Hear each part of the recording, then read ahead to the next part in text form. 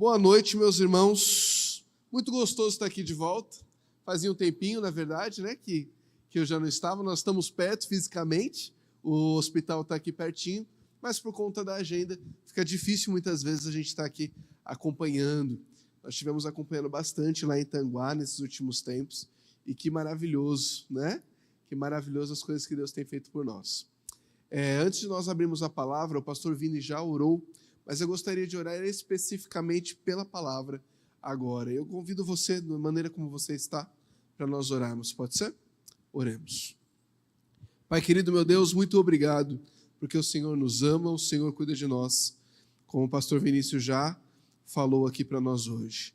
Mas nós viemos pedir agora, Senhor, que o Senhor coloque a nossa atenção na Tua palavra.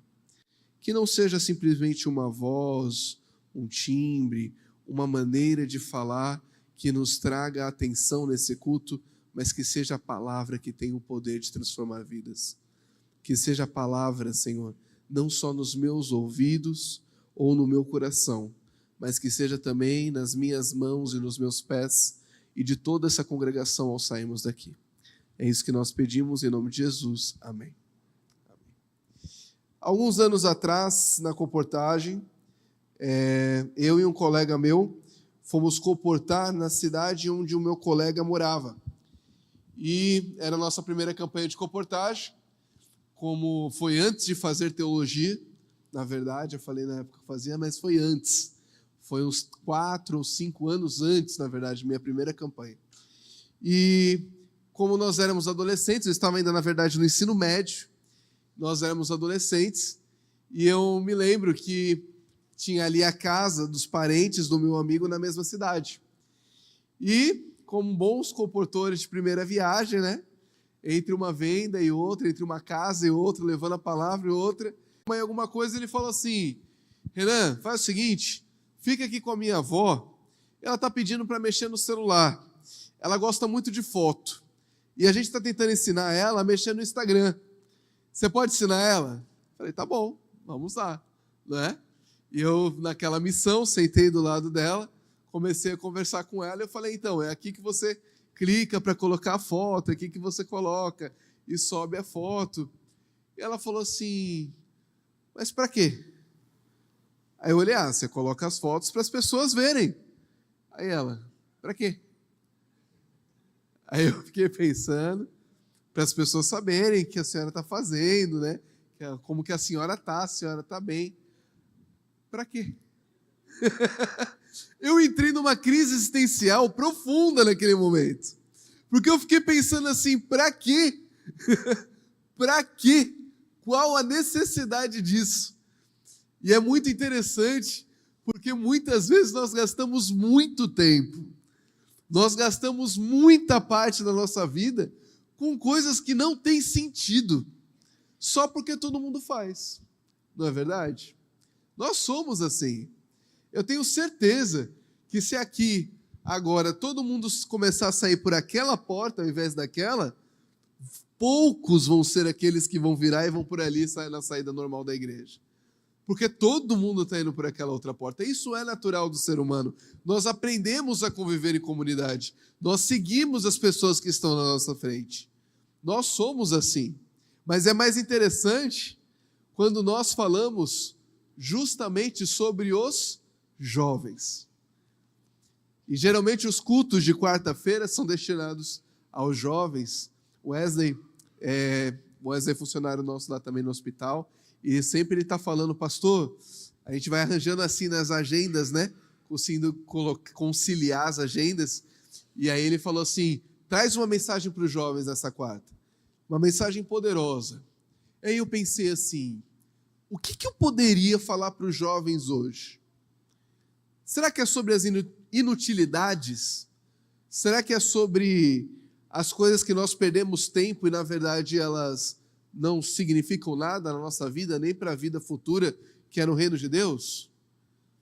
E aí, vendo, ouvindo, lendo algumas coisas, nós sempre ouvimos que os jovens, eles são os mais tentados na igreja, não é assim? Geralmente nós olhamos para o jovem como se o jovem ele fosse o mais fraco na fé, Nós não temos coragem de falar isso.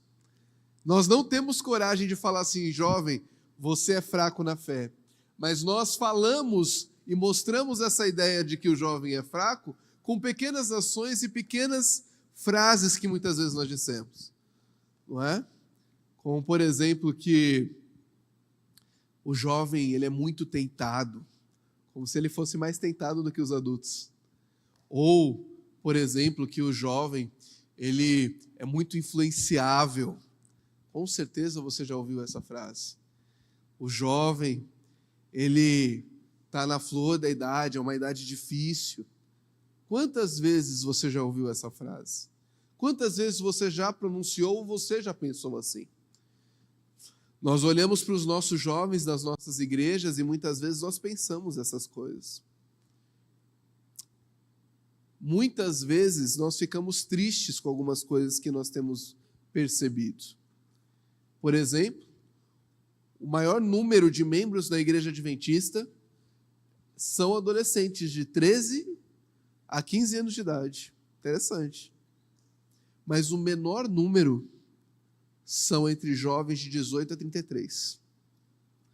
E aí eu te pergunto, 18 a 21. 18 a 21. E aí eu te pergunto, para onde foram aqueles que entraram com 15 anos? O que aconteceu? Será que falta mais contextualização? Será que falta nós traduzirmos melhor a mensagem como nós pregamos aqui no púlpito? Será que talvez falta com que os jovens vejam mais jovens aqui na igreja? E aí, por causa desses detalhes, ou muitas vezes dessas estatísticas, nós geralmente falamos que o jovem, ele é fraco. Nós falamos que o jovem é difícil de lidar. Mas eu gostaria de ler um texto com você essa noite, que mudou a minha visão sobre o trabalho com a juventude. Mudou a minha visão como jovem. E eu tenho certeza que pode mudar a sua também. 1 João. 1 João, capítulo 2.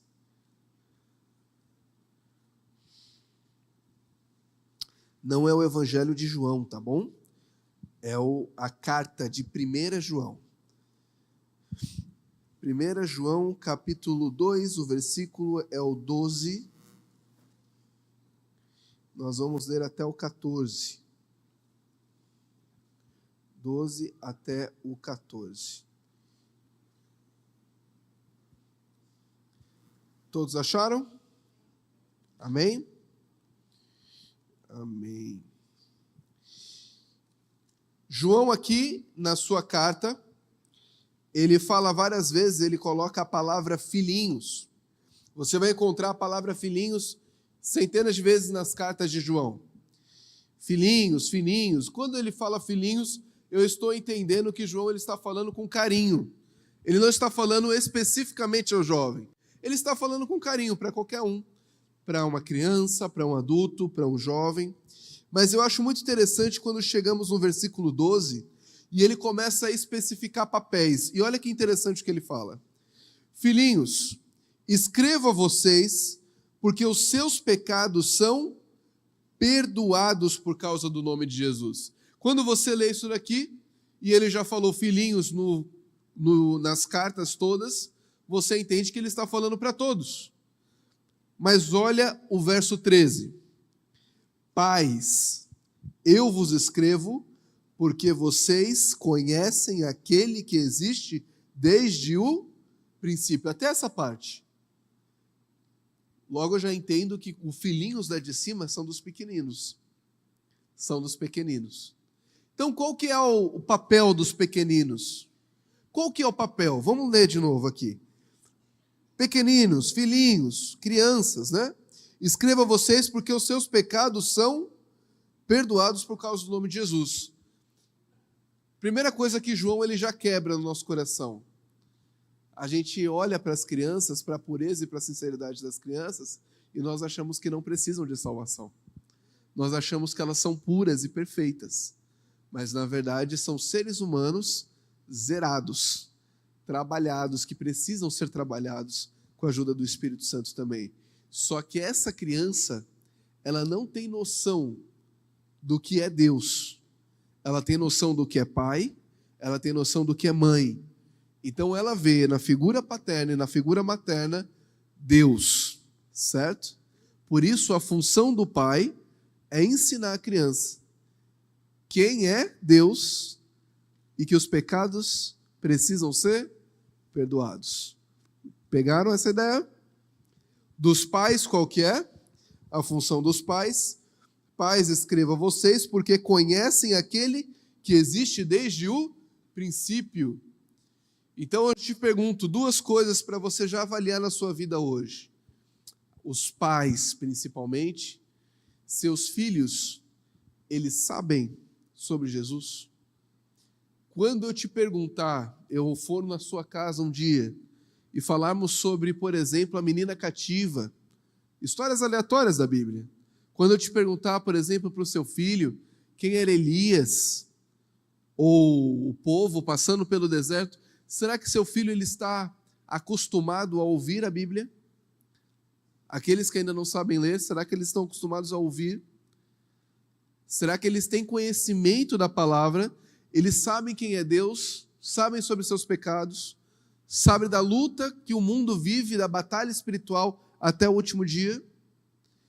Segunda coisa, e o seu conhecimento sobre a palavra, como pai e como mãe, está afiado ou nós temos gastado tempo em coisas superficiais? Então essa é a introdução que João faz. Essa é a introdução, o papel do filho e do pai. E finalmente chegamos no jovem. E é a parte do verso, a segunda parte do verso 13, que me chama a atenção. Qual que é a virtude do jovem, de acordo com João? Jovens, escrevo a vocês porque vocês têm vencido o maligno. João, ele coloca que a virtude do jovem é que o jovem já tem vencido o maligno. João ele não fala que o jovem ele tem mais facilidade para pecar. João ele não fala que o jovem está mais suscetível aos enganos de Satanás. João ele tem falado que o jovem tem vencido o maligno. E se você acha que não era muito essa ideia que ele estava escrevendo, talvez ele estivesse escrevendo um conselho, nós lemos por fim o verso 14, que diz assim, um resumo de tudo, ele fala: filhinhos, escrevi a vocês porque conhecem o Pai. Pais, escrevi a vocês porque conhecem aquele que existe desde o princípio. Jovens, escrevi a vocês porque são fortes. E a palavra de Deus permanece em vocês. E vocês já venceram o maligno. Se você abrir a Bíblia de Gênesis a Apocalipse, se você abrir a história da Igreja Adventista, sabe o que você vai encontrar no meio da maioria dos heróis? Jovens. Eu não estou falando só de Daniel, eu não estou falando só de José, mas estou dizendo, por exemplo, como muitos historiadores confirmam, de que a maioria dos discípulos de Jesus, se não 90%, não tinham até 30 anos de idade. Aqueles homens deixaram tudo para viver a causa de Jesus. Eu estou falando de vários outros personagens bíblicos que nós olhamos e que eles foram a força e a motivação. Caleb, da qual a missão nós vamos falar aqui na sexta-feira, ele foi reconhecido porque ainda quando estava velho, ainda tinha força de um jovem. Porque quando ele era jovem, ele não titubeou da missão que ele tinha. Ele foi até o fim. Então eu te pergunto, por que não é a realidade que muitas vezes nós observamos na geração que nós vemos hoje? Por que na Bíblia jovem é sinônimo de poder e o inimigo sendo vencido, mas nós muitas vezes não tratamos dessa forma? Por que nós temos tanta descredibilidade com nossos jovens? E por que nossos jovens, muitas vezes, não têm tanto interesse em aprender sobre a palavra de Deus? Por algum motivo, Deus me colocou no ministério, no seu início, cuidando de jovens. Um dos meus primeiros chamados, ainda enquanto eu fazia teologia, foi servir como missionário no Chile. E lá eu me deparei com uma realidade muito diferente do nosso país. O Chile tem aproximadamente 70% da população ateia. Você aqui no Brasil, se você vai para uma comunidade e você fala Jesus te ama, as crianças vão entender. Se você faz isso no Chile, muitas crianças nem sabem quem é Jesus. Ou já ouviram falar, mas os pais ensinam que eles não deveriam ser loucos como os crentes. Lá no Chile, o desprezo pelo evangelho é muito grande. E é muito interessante porque quando eu chego numa sala de aula, e lá eu fiquei por um tempo como capelão de um colégio e líder de um centro de influência da nossa igreja que temos lá no Chile.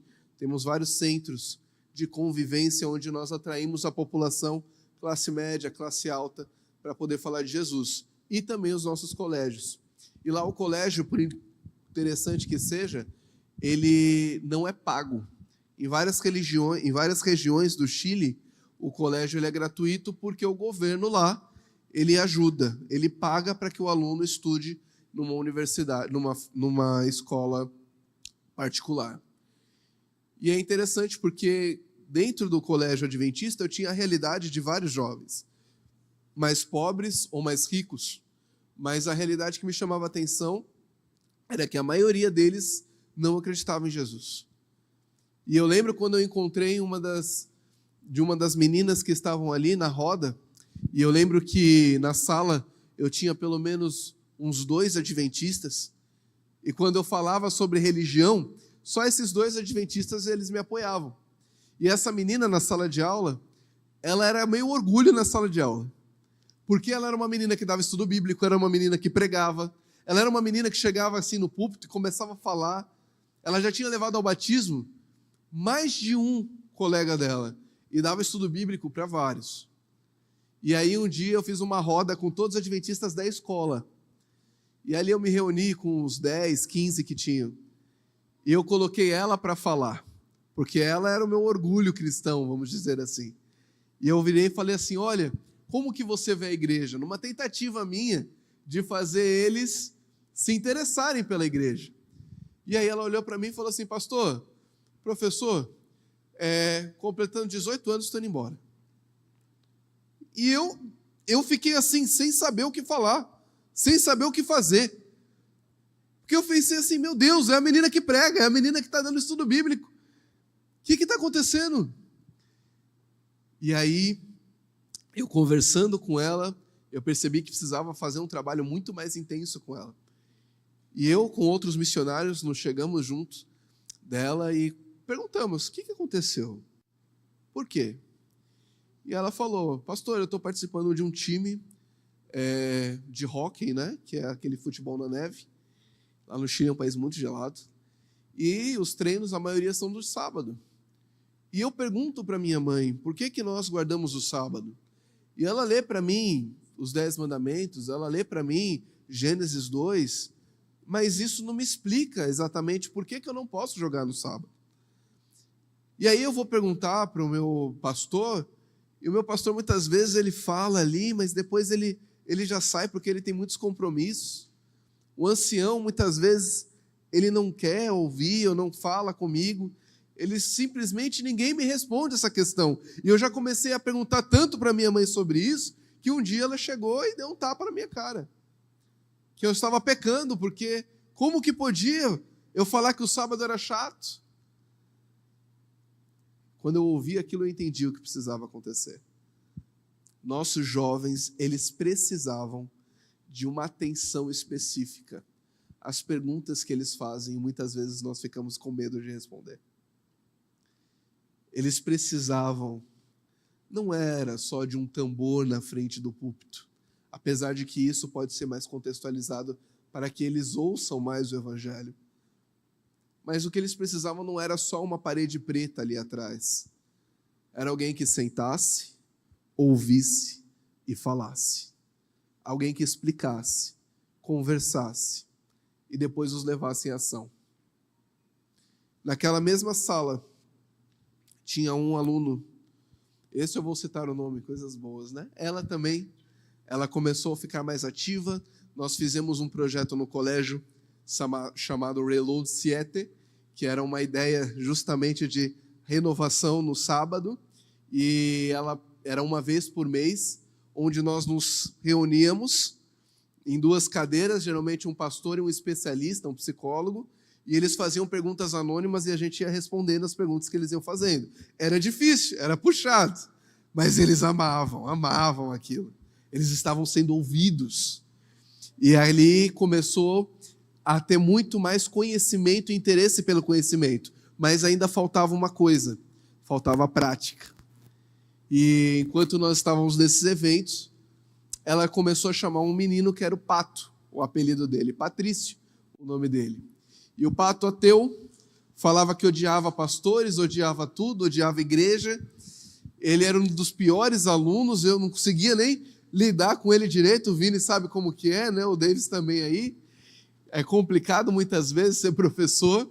E ele era aquele aluno que quando eu chegava, ele já começava a colocar a sala toda contra mim. E eu, perdendo assim já a noção do perigo, eu respirava e aí eu conseguia lidar com a aula. Mas aí eu fiz o seguinte, eu fui visitar o Pato. Eu fui na casa dele. Uma casa totalmente destruída emocionalmente. Uma mãe que trabalhava durante todo o dia e não se preocupava com ele, que dizia para ele repetidas vezes que não tinha interesse nele, que não tinha interesse na criação dele e deixava essa criação para a avó que já não tinha forças para conduzir o Pato. Eu chamo de Pato porque ele não gostava que eu chamasse ele de Fabrício, e tinha interesse, não tinha forças mais para guiar ele, na verdade, ou apesar dela ser cristã, mas a mãe não, e a avó falando para ele não lhe trazia interesse quanto os amigos que eram ateus. E aí eu fiz o seguinte, o Pato ele não nasceu num berço adventista, o Pato não nasceu num berço cristão. Não adiantava eu fazer ele num círculo de amigos para a gente discutir a Bíblia como eu fazia com outro grupo que estava desinteressado. Com o Pato eu precisava levar só para a ação para depois conduzir para o conhecimento. E aí eu virei para o Pato e falei assim, Pato, já comeu comida brasileira? Ele falou, não. Falei, ele brincou assim na sala, né? Até zoou com a minha cara, ainda falou assim, deve ser horrível. E aquelas coisas, os meninos todos riram. Eu falei assim, eu desafio você a comer uma comida brasileira e falar que é ruim depois. E ele falou, duvido. E aí eu levei lá na nossa casa dos missionários. Ele comeu empadão. Ele amou o empadão, apaixonou no empadão. Só que o que ele mais gostou não foi só do empadão, foi de ver os jovens ali na casa do Ano em Missão, brincando, conversando e falando sobre coisas de Deus. E ele nos acompanhou em estudos bíblicos que nós dávamos. O Pato, um menino ateu, que era o terror para mim na sala de aula, estava junto comigo no estudo bíblico. Claro que tinha autorização da mãe, da avó também. E ali ele se apaixonou. Eu tive a oportunidade de participar do batismo do Pato. E foi muito interessante, porque ele virou para mim e falou assim, eu não vou deixar nenhum pastor me batizar, você que vai me batizar. E na época, eu ainda estava no segundo ano de teologia, aí o pastor até falou assim, vamos fazer o seguinte, você entra no tanque junto, aí eu falo que tem um probleminha nas costas, você vem e ajuda ali. Mas eu só entrei no tanque. O ministerial ali ouvindo, né, pastor? Mas nós nos molhamos juntos, entramos ali. E eu tive a maior alegria da minha vida, quando saindo daquele tanque, eu vi o Pato me abraçando e falando assim, eu quero fazer teologia, quero ser um pastor. Quais são as referências dos nossos jovens? Será que os nossos olhos estão atentos? Jovem, quais são os seus interesses? Será que você tem buscado essa força no Senhor? Ou nós colocamos a desculpa em um mundo que é difícil, porque é muita tentação? Quando os nossos olhos estão no Senhor, nenhuma tentação é tão grande quanto aquele que é eterno. Quando as nossas mãos estão atarefadas na missão de alguém que deixou tudo para que eu pudesse ter mais vida, quando as nossas mãos estão atarefadas na missão, eu não tenho tempo para usá-las para outra coisa, e muito menos o interesse de fazê-lo. Os nossos jovens precisam estar envolvidos na igreja. Os nossos jovens precisam vê-lo envolvido na igreja. Pais, os nossos jovens precisam que você conheça aquele que veio e que há de vir outra vez. Os nossos jovens, eles precisam que as nossas crianças estejam interessadas. É um ciclo. É um ciclo. Qual o seu interesse em Jesus? Nós estamos na geração que mais fala sobre amor, mas é a geração mais depressiva que já existiu. É a geração mais ansiosa que já existiu. Eu gostaria de ler um último texto e finalizar com esse texto. Está em Mateus capítulo 16.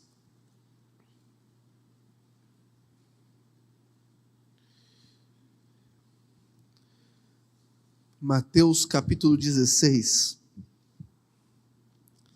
versículo 14.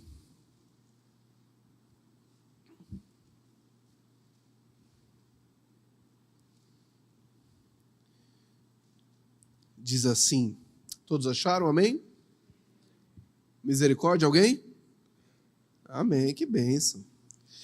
Verso 14 de Mateus 16 diz assim: E eles responderam, uns dizem que é João Batista, outros dizem que é Elias, outros dizem que é Jeremias ou um dos profetas. Ao que Jesus perguntou, e vocês quem dizem que eu sou? Respondendo Simão Pedro, disse, um jovem, lembra que nós falamos dos discípulos? Respondendo Simão Pedro, disse, o Senhor é o Cristo, o Filho do Deus vivo. Então Jesus lhe afirmou, bem-aventurado é você, Simão Barjonas, porque não foi a carne e sangue que revelaram isso a você, mas meu Pai que estás nos céus. Também eu lhe digo que você é Pedro, e sobre esta pedra edificarei a minha igreja. As portas do inferno não prevalecerão sobre ela. 3 coisas para falar aqui, nós terminarmos essa noite, para você voltar para sua casa pensando e agindo sobre isso. A primeira coisa, quem é Jesus para você?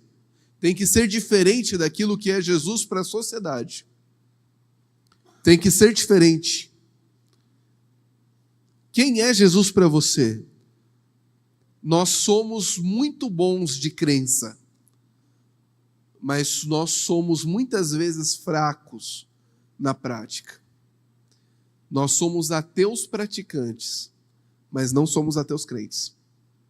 Porque nós achamos que conhecer a Deus se resume em colocar uma Bíblia debaixo do braço, vir num sábado de manhã e assistir um culto.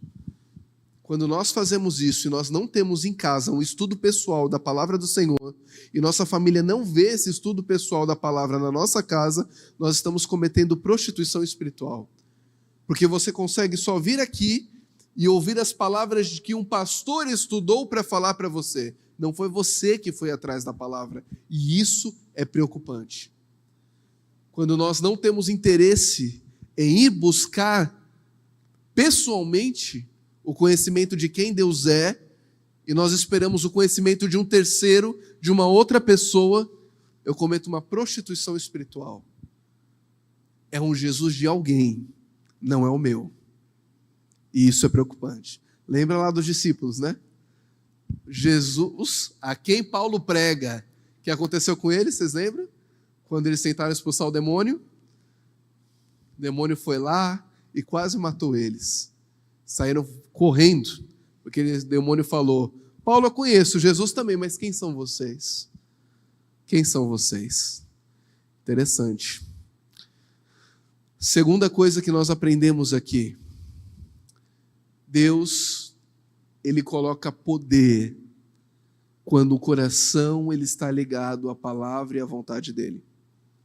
Você pode ver profetas na Bíblia, principalmente no Antigo Testamento, que parece que Deus não tinha revelado coisas para eles. Eles falaram e as coisas começaram a acontecer. Quando você estuda a história de Davi, então, parece que ele é até o queridinho de Jesus, né? O queridinho do Senhor. Porque tudo que Davi faz, Deus confirma depois. E não aparece Deus falando, Davi vai fazer isso, Davi vai fazer aquilo. Mas tudo que Davi faz, Deus fala, este é o meu servo Davi. Até o momento de Batseba. Por quê? Porque o coração de Davi com o de Deus era tão próximo que Davi ele sabia o que era para ser feito e o que não era. Quanto o seu coração está próximo do Senhor? Quanto? E por último, para finalizarmos, a última parte desse texto, nós já estamos muitas vezes acostumados, né, a ler a Bíblia de relance, a gente nem para prestar atenção nos detalhes. As portas da onde não vão prevalecer sobre a igreja? As portas do inferno. Nós temos guerras acontecendo hoje no mundo. Você vai lá em Israel, na Palestina, você vê aí a Rússia e a Ucrânia. Você já viu alguém pegando uma porta e indo atacar? Já viu? As pessoas usam portas para atacar? Então como que as portas do inferno vão prevalecer sobre a igreja? Porque quem está atacando não é o inferno. A nossa visão, muitas vezes, sobre esse versículo é de que o inferno está vindo para detonar com a gente, não é assim? Mas Deus ele vai nos proteger, não é essa a imagem? A igreja não está sendo protegida. A igreja está atacando o inferno nessa passagem. A igreja está indo para cima do inferno. E vai chegar um momento em que a igreja vai estar batendo nas portas do inferno para destruir com tudo que existe lá. E que o inferno, no seu último momento,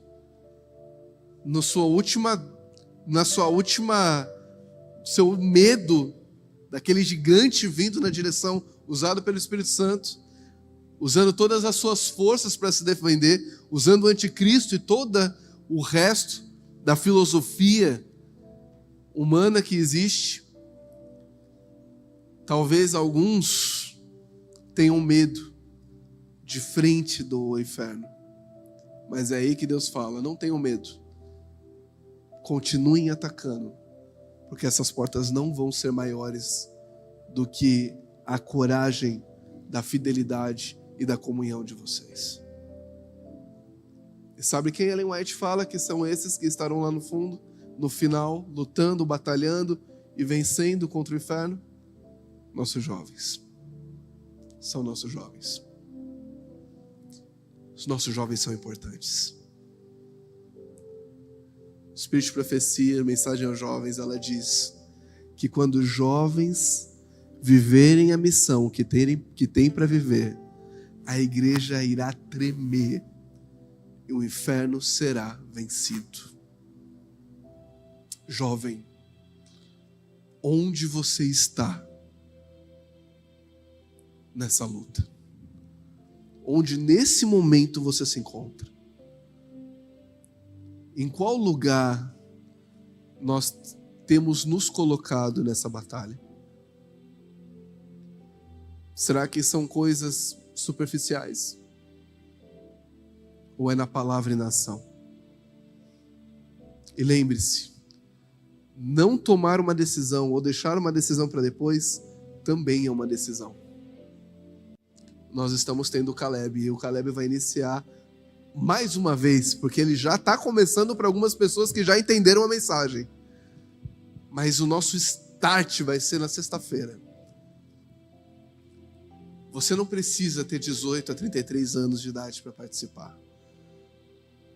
Você pode ser um jovem lutando pelo Senhor, como Caleb foi.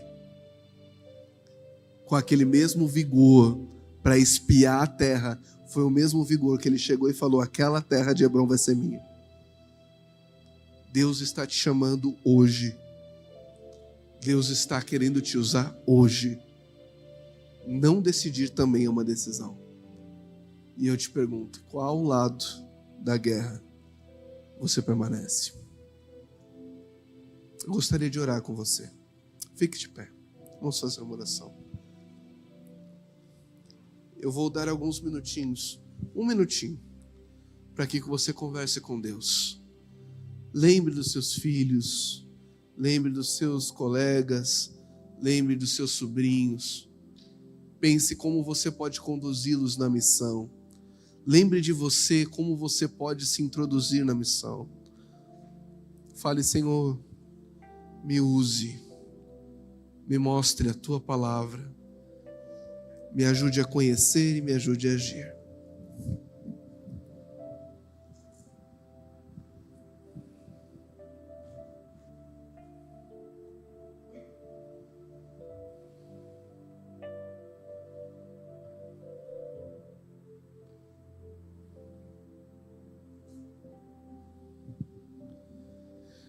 Pai querido, meu Deus, nós estamos aqui como congregação, não tristes e abatidos e abalados, esperando proteção dentro de quatro paredes, mas nós estamos olhando lá para fora, porque o nosso alvo está lá fora. O nosso alvo é tirar almas do inferno, Pai.